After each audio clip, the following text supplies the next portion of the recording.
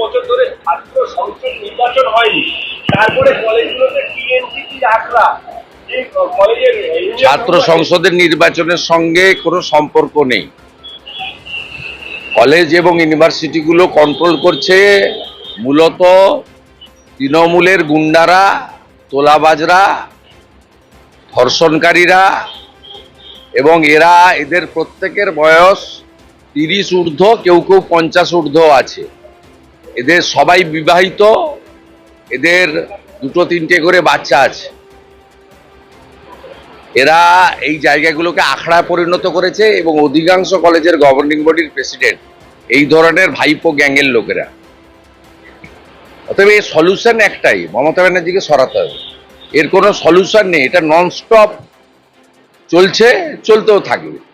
Solution একটাই, মমতা ব্যানার্জিকে সরাতে হবে। ইউনিয়ন রুমগুলোতে একদম অসামাজিক কার্যকলাপের আখড়া, ইউনিয়ন রুমগুলো খোলার কে পারমিশন? আপনি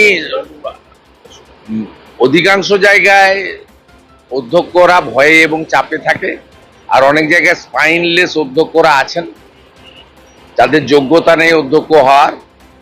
ঋত্য বসুরা যোগ্যতা তাদেরকে করেছেন। বিকাশ ভবন থেকে তো হয় না, তৃণমূল অফিস থেকে শিক্ষা দপ্তর নিয়ন্ত্রিত হয়। ক্যামাক স্ট্রিট থেকে তালিকা আসে, আপনি করবেন, করার কিচ্ছু নেই।